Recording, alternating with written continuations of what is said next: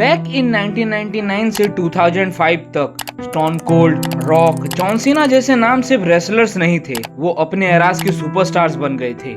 जहां उनके मैचेस तो थ्रिलिंग थे ही, पर उनकी बचकानी हरकतें भी देखने में मजा आता था।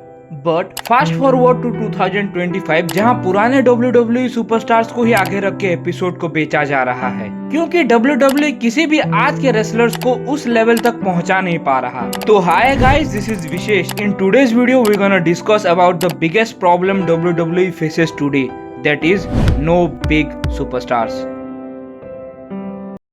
WWE 1953 में स्टार्ट हो गया था with the name Capitol wrestling corporation, पर WWE का इतिहास तब बदला जब मिस्टर विंस मैकमैन ने ये कंपनी अपने पिताजी से खरीद के रेसलिंग को as a entertainment mainstream करने का सोचा।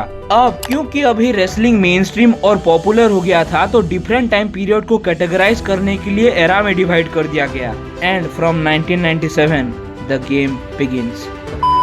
1997 में स्टार्ट हुआ एटीट्यूड एरा। ये वो एरा था जहाँ पे फैमिली फ्रेंडली कंटेंट को छोड़ के वो शिफ्ट हो गए towards controversial and violent style of wrestling में। इस शो का मोटिव था न्यू, यंग और एडल्ट जनरेशन को अट्रैक्ट करना, जहाँ इस एरा के सुपरस्टार्स बने स्टोन कोल्ड, रॉक, भालू कट एंगल, अंडरटेकर, उसका धोखेबाज भाई केन, रंगीला जैकेट पहनने वाला क्रिस जेरिको, मेरा दोस्त big show, playboy Shawn Michael और बहुत सारे। अब एटीट्यूड एरा खत्म होने के बाद फिर एक नया एरा स्टार्ट हुआ, रूथलेस एग्रेशन एरा, जहां वायलेंस को कम करके रेसलिंग में एम्फेसिस किया गया। जहां इस एरा के सुपरस्टार्स बने जॉन सीना, बड़ा हाथ मारने वाला triple H, the beast Brock Lesnar, अपना पंजाब का खली, नाच नाच के दुनिया को बचाने वाले का दोस्त और कह के लेने वाले बतिस्टा, हंसते हुए भी डराने वाला बुगीमैन और बहुत सारे। ये दो एराज ऐसे थे जहाँ पे इनकी पॉपुलैरिटी एकदम पीक पे था। अगर मैं इसका एग्जाम्पल दूं तो जो नॉन रेसलिंग ऑडियंस भी थे वो भी इनका नाम जानते थे, क्योंकि वो सिर्फ चैंपियंस नहीं थे, वो उस टाइम के आइकॉन बन गए थे। मेरे जैसे लाखों बच्चे गेमिंग पार्लर पे घंटों बिताते थे, क्योंकि उनका मेन स्ट्रीम अपीयरेंस का इम्पैक्ट बहुत बड़ा बन गया था उनके लाइव पर्सोना से। 2010 में भी बहुत से ऐसे सुपरस्टार्स थे जो WWE सिस्टम को हिला दिए थे, जैसे CM पंक पाइप बॉम्ब प्रोमोज में, डेनियल ब्रांड यस मूवमेंट के साथ, ब्रॉक लेसनर अल्टीमेट बीस्ट बन गया था, WWE से कुछ अलग ही पुश कर रहा था। पर स्लोली ये सब फीका होने लगा। अब ऑडियंस को सब सेम लगने लगा था, same matches interference, same script, same promos, same match types. WWE में टैलेंट की कोई कमी नहीं है। पहले रोमन रिक्स को कोई पसंद नहीं करता था, पर अभी वो 4th longest undisputed universal championship hold करके रखा है। कोडी रोड, जिसको 2012 में कोई नहीं जानता था, उसने रोमन रिक्स को हरा के यूनिवर्सल टाइटल अपने नाम किया और फिर रेसलमेनिया 41 में जॉन सीना के अगेंस्ट हार गया। मेरे हिसाब से एले नाइट भी एक अच्छा कैंडिडेट है। गुंथर भले ही जे उसो के अगेंस्ट हार गया, पर वो फिर भी एक डोमिनेटिंग कैरेक्टर है। पर सवाल वही है कि क्या वो इतने बड़े सुपरस्टार्स हैं?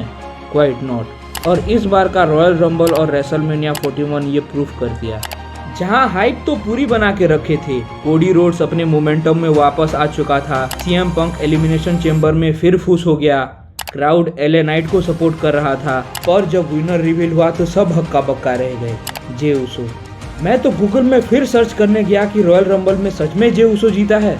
आई एम नॉट सेइंग कि ही इज नॉट कॉम्पिटेंट, पर तुम खुद सोचो, क्या जे उसो एलिजिबल कैंडिडेट है टुवर्ड्स गुंथर? अब मेन सवाल, क्यों WWE किसी भी आज के स्टार्स को उस लेवल तक पहुंचा नहीं पा रहा? इसके मेनली दो रीजंस हैं। पहला, ओवर स्क्रिप्टिंग। आज के WWE में प्रोट करे, पर फिर भी कभी कभी प्रोमोज रोबोटिक लगते हैं, जैसे उनकी कैरेक्टर को कोई फ्रीडम नहीं मिलता।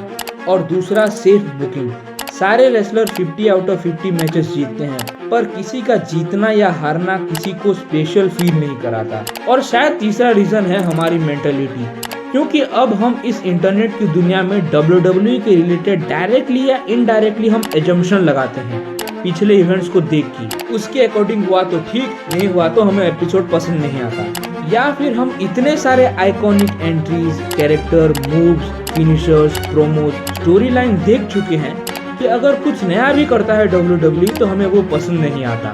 पर्सनली मुझे लगता है कि जे उसो एलिजिबल कैंडिडेट नहीं है, पर भाई कोशिश कर रहा है, जो कि उसके प्रोमोज में दिखता है। अब WWE तो बिगेस्ट रेसलिंग कंपनी बन के तो रहेगा ही, पर क्या WWE फिर से ऐसे सुपरस्टार्स बना पाएगा, या ऐसे सुनहरे दिन अतीत पे ही रह जाएंगे? तो ये था video on the topic no big superstars. तो अगले वीडियो में फिर मिलेंगे। Thanks for watching.